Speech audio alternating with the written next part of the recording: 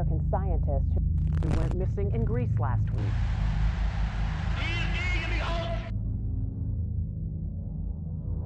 It was the 20th of May, 1941. Nazi soldiers would take to the air to partake in a mission known as Operation Mercury. It was the start of what we know today as the Battle of Crete. And after nearly 12 days of bloodshed and thousands of deaths, Germany would eventually emerge victorious as they claimed the Greek island as their own.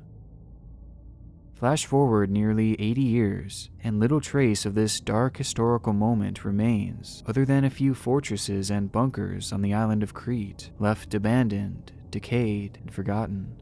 But on the 9th of July, 2019, unbeknownst to a pair of amateur explorers, one of these forgotten Nazi bunkers would prove to have a single inhabitant.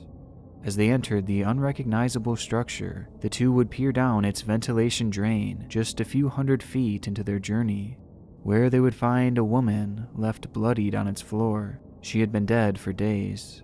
The subsequent events that both followed and led to this single moment have made for one of Greece's most disturbing cases in recent memory, a case that features a bizarre connection to YouTube, as the man responsible for it all was an active user on the site, and his videos would quite literally take us right to the scene of the crime.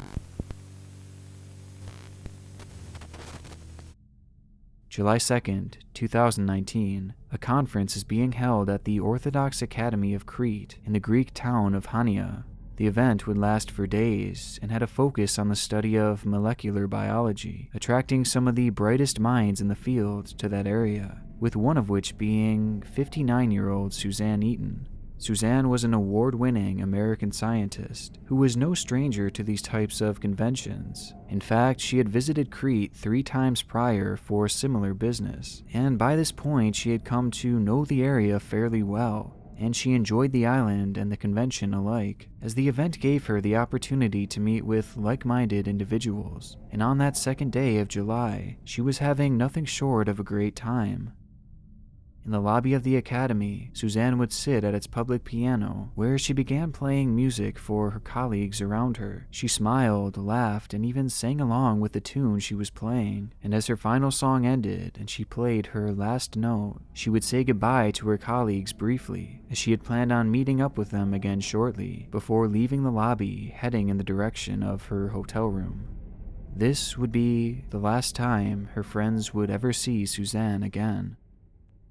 As that day came to an end and the next began, Suzanne's friends would notice that she had been absent now for nearly 24 hours, something that prompted them to contact authorities in the area, as being late and absent just wasn't like Suzanne. Crete police would open her hotel room to discover that there was no sign of the now missing lady, and not only that, but everything in her hotel room seemed to have been in perfect order, and only 2 items were missing: her running shoes and her running shirt. Despite being 59 years old, Suzanne was incredibly fit and would go on long runs daily. Given this, and the fact that her running gear was now nowhere to be found, it immediately became obvious that Suzanne had left the hotel to go on a run that evening on July 2nd. And given that she had not been seen since, it was assumed that somewhere along the way, Suzanne had vanished. This idea would later be backed up by testimony from both a local farmer and a local fisherman, with one stating that she was walking quickly behind a bridge and a chapel on the street outside the village. It was a troubling sign, as the area that Suzanne had last been seen running in was on the outskirts of the town and considered fairly desolate. She didn't know anyone in the area, and to make matters worse, the weather was described as being sweltering during that time, and prolonged exposure to the heat would have easily become deadly. Given what authorities knew at the time, it seemed most likely that after leaving the hotel for a run, Suzanne had either gotten lost or had gotten injured and was somewhere in need of help. This is something that her own 2 sons were adamant about as well, as they had even flown to the area that very next day that she was reported missing, and they started performing their own search for their mother. They believed that somewhere out there, their mother was in desperate need of help, and if they didn't find her soon, well, she likely wouldn't survive. However, in reality, at this point, Suzanne Eaton was already dead, and she had been for days. On the 9th of July, 2 explorers would enter an abandoned Nazi bunker, fully aware that Suzanne had gone missing in the nearby area. As they approached, they would notice that the entrance was sealed off by a wooden pallet, as well as thick brush. Perhaps Suzanne had sought shelter in there and was waiting for help, they thought, but that was wishful thinking. Nearly 200 feet into the bunker, the two would peer into its ventilation drain, where they would see the body of Suzanne Eaton laying lifelessly. She had been dead since the night of her disappearance. And even at a glance, one thing was painfully obvious, that however Suzanne had died, it was no accident. Suzanne's face was bloodied and broken in multiple areas. Her ribs were cracked, and her hands had both been badly damaged. Scattered throughout her body were multiple stab wounds as well, and bruises that implied she had been beaten. Suzanne Eaton had been brutally murdered. In an instant, the case surrounding Suzanne had gone from missing persons to murder, leaving the big question, who could have done this?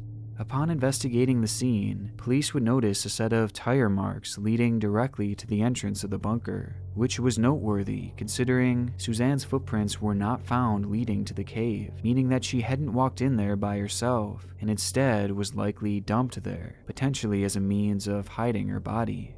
Also, this bunker in particular was practically unknown and was only visited on the rarest of occasion, and given that there was no other trail leading to its entrance, it would be assumed that whoever had driven that car likely had their hand in Suzanne's death.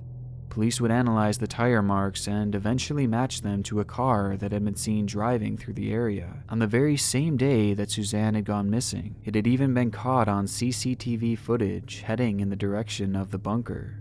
The car was owned by 27-year-old Giannis Paraskakis, a happily married farmer and father of 2 young children. And looking from the outside in, he seemed like a fairly normal guy. And when questioned initially, he was adamant about the fact that he had nothing to do with Suzanne's death, claiming that it must have been a coincidence about his car and that he wasn't even aware of where that particular bunker was.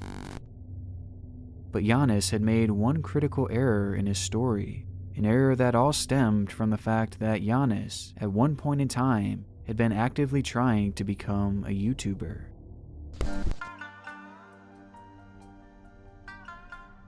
It may not seem like much, but this is a video of Giannis performing Qigong, a form of martial arts, in his backyard. He would post the video along with 2 others, featuring similar performances to his YouTube channel, all of which being posted on January 3rd, 2012, where initially very few would see it. And from this perspective, one could say that these 3 videos are fairly inconsequential to this story, and therefore the channel as a whole is as well, given how barren it all seems. But this wasn't always the case. In the years prior to Suzanne's disappearance, Giannis was extremely active on his channel, posting videos of himself hanging out with friends, shooting guns, and playing with wild animals. The videos were honestly nothing special, but it was obvious that he had put time and effort into making them, even at one point posting a sketch video that would feature music, intros, and transitions. It had been no secret to those who knew Giannis that he was actively trying to gain a following on his channel, with the hopes of one day becoming a YouTuber. As we know now, this would never happen, as to this day his channel stands with only 22 subscribers, and before his arrest he would go through and delete the vast majority of his uploads, and as it turns out, he had good reason to do so. Throughout his time on the site, Giannis's most frequently uploaded content was his exploration series, where he would visit creepy areas around the island of Crete. And out of all the locations he would film at, his most frequent and his favorite was the very bunker where Suzanne's body was found. As recent as 2016, Giannis had been posting videos of him exploring the abandoned Nazi bunker, filming it in a vlog-style format with him and his friends. He would even mention how the cave was in close proximity to his home, and that he would visit it regularly.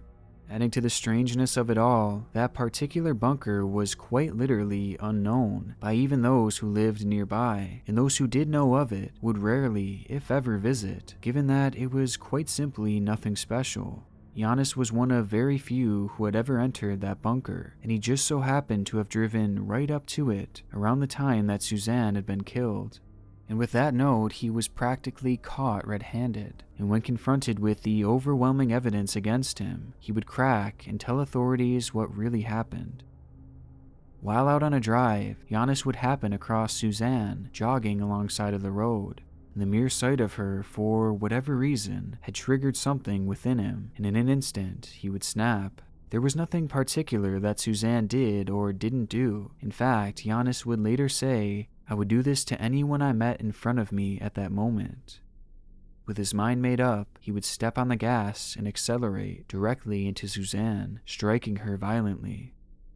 As she laid there in shock, Giannis would back up his vehicle slowly before punching the gas yet again, this time striking her directly in her face. From there, he would exit his vehicle and proceed to assault her violently, even stabbing her multiple times throughout her body. He then picked her up and threw her in his trunk, where, though badly injured, Suzanne was still very much alive. Giannis would then drive Suzanne to the abandoned bunker, where he would proceed to assault her even more in ways too disturbing to discuss, and he did this over and over again. Inside the bunker, Giannis would toss Suzanne in its drain, leaving her to die. Injured and unable to breathe, she would suffocate to death alone. As Giannis left, he would seal the cave's entrance with a wooden pallet, and then proceed to drive to a cemetery, where he would clean out the trunk of his car. Once satisfied with the result, he would then drive home to his wife and children as if nothing had happened. Just a few years prior, Giannis was vlogging that very bunker, where on that fateful night, he would leave Suzanne Eaton to die in what coroners described as a slow and brutal death.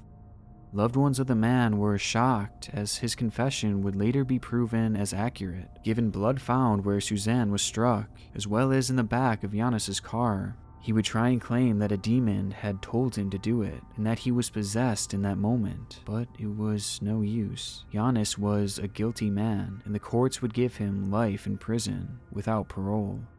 According to reports from his family, Giannis was a funny, kind-hearted guy, and their testimony might make one believe that this was just a man who, for whatever reason, snapped, as he had shown no signs that he would ever be capable of doing such a thing. However, I have my doubts. To start, we know that Giannis had been previously arrested twice, once for arson, and the other time for torturing and killing animals. No further details were provided for either of these cases, but these types of charges are literally some of the biggest red flags for future serial killers. And not only this, but there was also a dark clue hidden within his YouTube channel. This video was the proverbial nail in the coffin for Giannis, as it provided proof that he had frequented that hidden bunker. But what I failed to show you was its most infamous moment.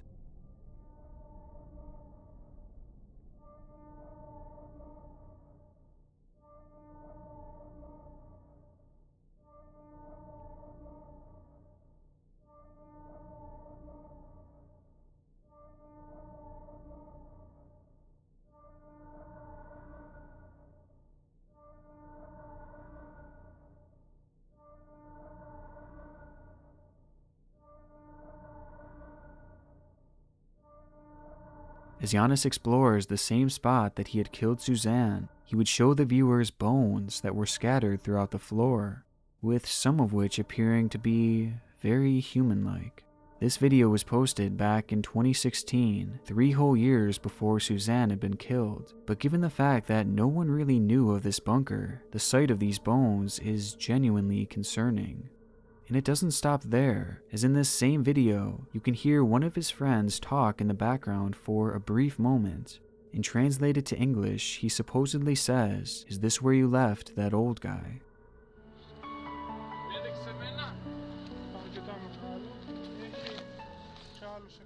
It's perhaps the most chilling detail of this whole case, the fact that there were bones there in the first place, and the offhand comment made by his friend almost insinuates that Giannis had killed before. However, these bones have never been recovered, and were likely removed from the cave at some point after the video aired, and whatever or whoever they belong to is still unknown to this day. So is it possible that Suzanne wasn't Giannis's first victim, and that he may actually be a serial killer? In my opinion, I would say yes, and at this point it's starting to become more than a hunch.